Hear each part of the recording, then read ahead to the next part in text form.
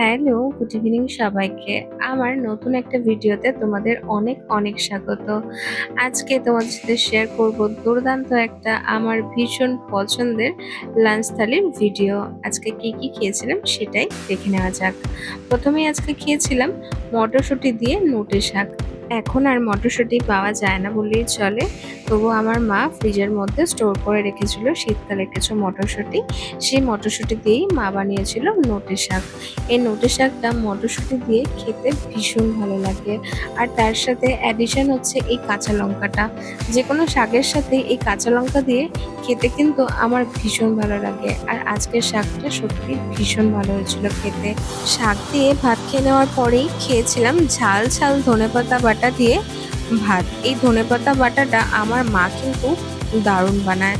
আর এই ঝাল ঝাল ধনেপাতা বাটা দিয়ে ভাত খেতে তো আমার ভীষণ ভালো লাগে। খুব তৃপ্তি করে এই ধনেপাতা বাটা দিয়ে ভাতটা খেয়েছিলাম। এটা খেয়ে নেওয়ার পরেই খেয়েছিলাম পাট শাক। আমার তো পাট শাক এভাবে ঝোল ঝোল করে খেতেই ভীষণ ভালো লাগে। আবার অনেকে ভাজা খেতে পছন্দ করে, আমার ভাজাটা খুব একটা ভালো লাগে না।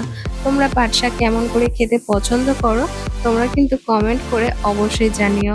পাট শাক দিয়ে খাওয়ার জন্য মা বানিয়েছিল কুমড়ো ফুলের বড়া।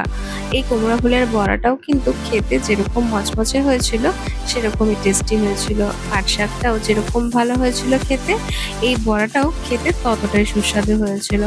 আমার তো ভীষণ ভালো লেগেছে খেতে। পাট শাক আর কুমড়ো ফুলের বড়া দিয়ে খুব তৃপ্তি করে খেয়েছিলাম। এরপরে খেয়েছিলাম গরমের একটা খুব ফেমাস ডিশ, যেটা হচ্ছে ডাঁটার তরকারি। আমার মা তো গরম পড়লেই শুধু ডাঁটা নিয়ে আসে আর ডাঁটার তরকারি বানায়। আজকেও করেছিল হচ্ছে ডাঁটা আলু পোস্ত সর্ষে দিয়ে একটা চচ্চড়ি মতন। এটা খেতে আমার ভীষণ ভালো লাগে। আর মা আজকের এই রান্নাটা ভীষণই ভালো করে বানিয়েছিল, খেতে দারুণ টেস্টি হয়েছিল। আর এই সরু সরু ডাঁটার থেকে একটু বড় বড় ডাঁটা হলে আমার একটু বেশি ভালো লাগে, তবু এই সরু ডাঁটাটাও খেতে মন্দ লাগে না। এটা দিয়ে খেয়ে নেওয়ার পরেই খেয়েছিলাম মাছের ঝাল। এটা ছিল চেলা মাছের ঝাল সর্ষে দিয়ে। এই চেলা মাছের ঝাল সর্ষে দিয়ে খেতে আমার খুব ভালো লাগে। আমি তো সব ধরনের মাছ খেতে পছন্দ করি না, কিন্তু এই সামুদ্রিক মাছটা খেতে আমার খুব ভালো লাগে।